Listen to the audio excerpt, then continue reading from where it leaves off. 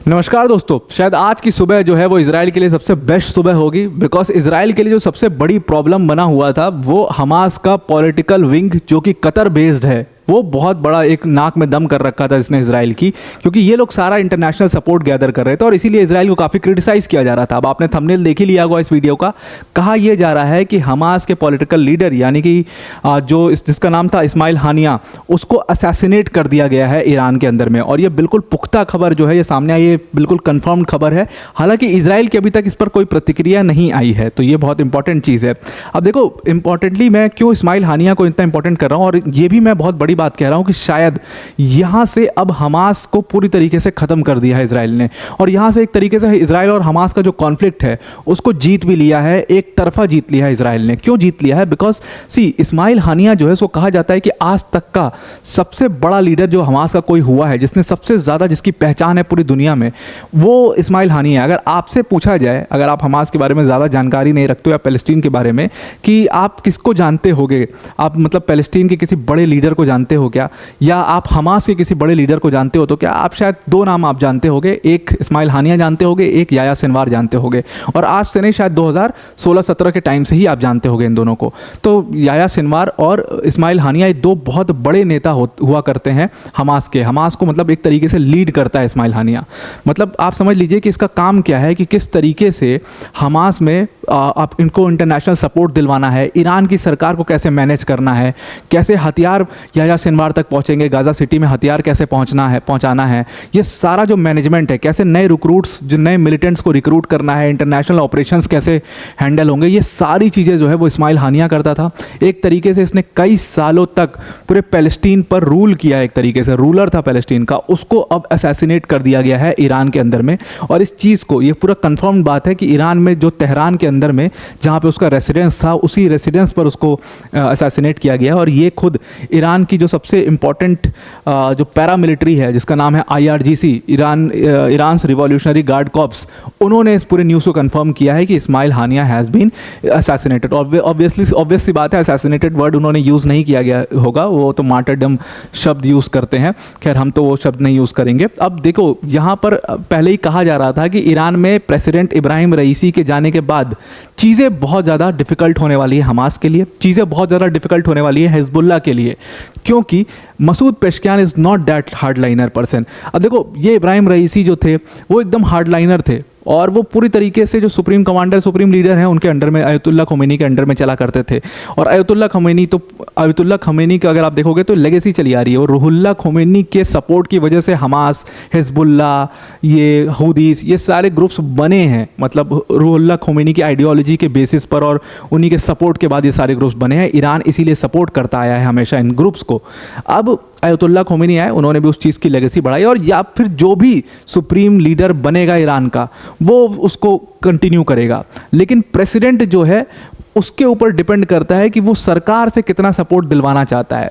अब यहाँ पर इब्राहिम रईसी पूरी तरीके से हार्डलाइनर थे और एक तरीके से अयतुल्लाह खोमेनी के काफ़ी क्लोज भी थे, so he always supported these groups. लेकिन Masoud Pezeshkian is not that person जो कि काफ़ी ज़्यादा पसंद किए जाते हैं सुप्रीम कमांडर द्वारा, और उनमें पट्टी भी बहुत ज़्यादा नहीं है। तो मसूद पेशकियान जब वहाँ के प्रेसिडेंट बने तो ये अपने आप में बहुत शॉकिंग था कि ये बन कैसे गए प्रेसिडेंट। शायद यहाँ पर थोड़ी सी चूक हो गई होगी सुप्रीम लीडर से, कि उनको समझ में नहीं आ पाया कि मसूद पेशकियान प्रेसिडेंट बन जाएंगे। उन्होंने सिर्फ उनको रन करने दिया, इलेक्शन लड़ने दिया, यही बहुत बड़ी बात थी। लेकिन जब वो प्रेसिडेंट बन गए हैं तो अब हमास के लिए मुश्किलें बढ़ेंगी, हिजबुल्लाह के लिए मुश्किलें बढ़ेंगी, ऐसा एनालिस्ट ने कहा था।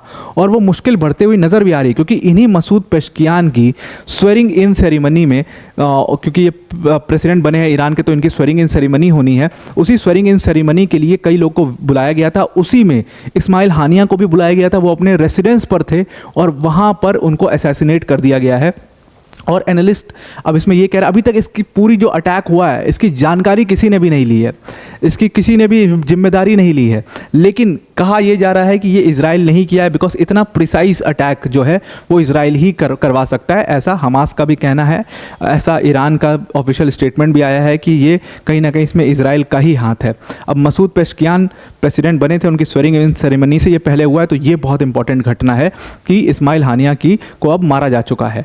और अब हमास ने अपने ट्विटर पर पोस्ट किया कि वहाँ पर वो अपने रेसिडेंस पर थे और it is a treacherous Zionist attack on his resident. तो ये चीज़ खुद हमास ने कंफर्म की है डबल कोट्स में कि इस्माइल हानिया अब मारे जा चुके हैं और उनका जो रेसिडेंस था वहीं पर मारा जा चुका है, वहीं पर उसको असैसिनेट कर दिया है और ये कहीं ना कहीं इजरायली अटैक है जो किया गया है।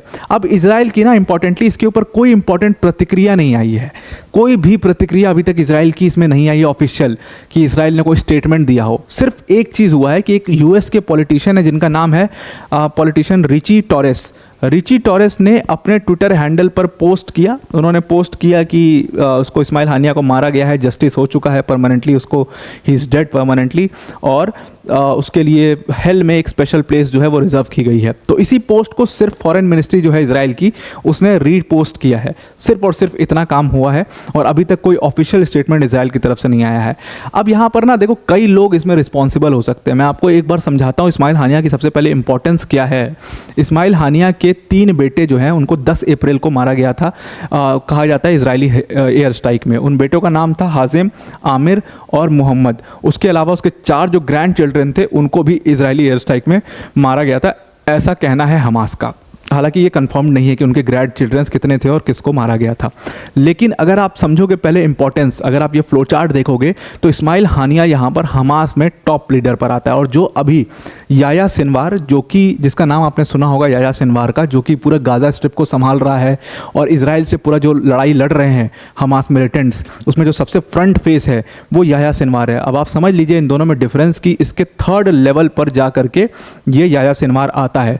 तो ये इंपॉर्टेंस है इस्माइल हानिया की हमास के अंदर में, और जितना इंटरनेशनल सपोर्ट है वो यही इस्माइल हानिया गैदर करता है हमास के लिए। अगर आप देखोगे इस्माइल हानिया की हिस्ट्री में तो सबसे पहले ये लाइमलाइट में 2006 में आया था जब इसने लेजिस्लेटिव इलेक्शंस जीत लिए थे वहाँ के, और ये प्राइम मिनिस्टर बन गया था पैलेस्टीन का प्राइम मिनिस्टर बनने के बाद जो है बहुत ज़्यादा वायलेंस हुआ और गाज़ा स्ट्रिप के अंदर में बहुत ज़्यादा वायलेंस हुआ।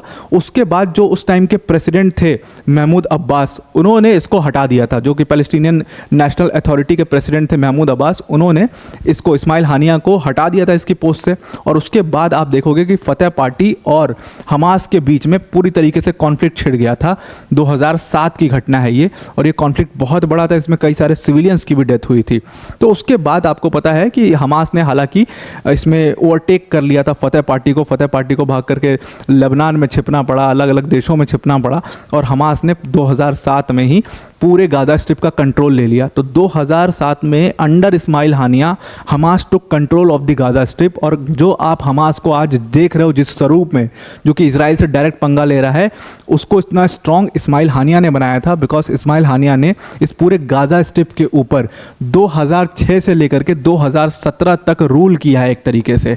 और उसके बाद 2017-16 के बाद ही इसको रिप्लेस किया याया सिनवार ने वहाँ की सारी जिम्मेदारी ले ली गाज़ा स्ट्रिप की, और उसके बाद इसको पॉलिटिकल विंग में ये इलेक्ट हो गया। पॉलिटिकल विंग में इसने खालिद मशाल को रिप्लेस किया और वहाँ पर ये पूरे हमास का पॉलिटिकल ब्यूरो का चीफ बन गया। और उसके बाद ये कतर शिफ्ट हो गया और वहाँ से ये इंटरनेशनल डेलीगेशन से मिलना, हमास को इंटरनेशनल सपोर्ट दिलवाना, पैसा मैनेज करना, हथियार मैनेज करना, ये सारा काम इस्माइल हानिया का था। और अब इसके मारे जाने के बाद निश्चित रूप से काफ़ी ज़्यादा कमज़ोर जो है वो होने वाला है हमास। और एक तरीके से आप समझ लो कि अब ये जो इजराइल हमास का कॉन्फ्लिक्ट है, it is near to the end. 1% बचा हुआ है Yahya Sinwar. If he is eliminated then it is all over. तो आई होप आपको ये पूरा आर्टिकल समझ में आ गया होगा, आपको समझ में आ गया होगा कि इस्माइल हानिया कितना इंपॉर्टेंट पर्सन था और उसका मारा जाना इजराइल के लिए क्यों बहुत अच्छी खबर है।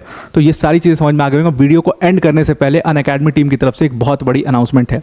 अगर आप यूपीएससी सीएससी 2025 की प्रिपरेशन कर रहे हैं तो अनअकैडमी ने आपके लिए राहें और ज़्यादा आसान कर दी हैं। मतलब जिस यूपीएससी सीएससी की प्रिपरेशन में आपके 1 लाख 1.5 लाख तक रुपए खर्च हो जाते हैं, उस यूपीएससी सीएससी की प्रिपरेशन में अनअकैडमी ने बिगेस्ट एवर प्राइस ड्रॉप करके अपनी यूपीएससी सीएससी के 15 मंथ के सब्सक्रिप्शन की जो फीस है वो सिर्फ और सिर्फ 24,999 कर दी है। मतलब इस प्राइस में आपको कई सारे बैचेस मिलेंगे और उन बैचेस में इंडिया की टॉप फैकल्टीज़ जैसे कि मृणाल सर, प्रतीक सर, सुदर्शन सर जैसी फैकल्टीज़ आपको वहाँ पर पढ़ा रही होंगी। इस बैचेस में अभी रिसेंटली हमारा एक बैच भी लॉन्च हुआ है जो आज ही लॉन्च होना है, आज ही से शुरू होगा ये बैच, जिसका नाम है मंजिल 2025 बैच। तो इस बैच को भी आप ज्वाइन कर सकते हो, बिल्कुल रिसेंटली अभी शुरू हो रहा है, आज से ये बैच शुरू होगा। इन सारे बैचेस में जो आपको मिलेंगे इस प्राइस के अंदर में, उसमें आपके लिए 1-to-1 मेंटोरशिप होगी, आपके लेक्चर्स की आपको PDF भी प्रोवाइड की जाएगी, प्लस उसके साथ में अगर आपका कोई डाउट है तो स्पेसिफिक डाउट सेशन होंगे। अगर जो भी आप आंसर्स लिखते हो उन आंसर्स का इवैल्यूएशन भी किया जाएगा, सारे आंसर्स का। तो ये सारी चीज़ें सिर्फ अनअकैडमी के प्लेटफॉर्म पर ही मिल सकती है। अगर आप चाहते हैं कि डिस्काउंटेड प्राइस में इस कोर्स को अवेल करना, तो डिस्क्रिप्शन में हमने एक लिंक दी है, उस लिंक पर क्लिक करिएगा और जहाँ पर यूज़ कोड का ऑप्शन आएगा वहाँ पर आप APYT10 यूज़ करिएगा, तो आप इस कोर्स को डिस्काउंटेड प्राइस पर अवेल कर सकते हैं। तो आई होप आपको ये पूरा आर्टिकल समझ में आ गया होगा। आज के लिए इतना ही। Thank you and have a nice day.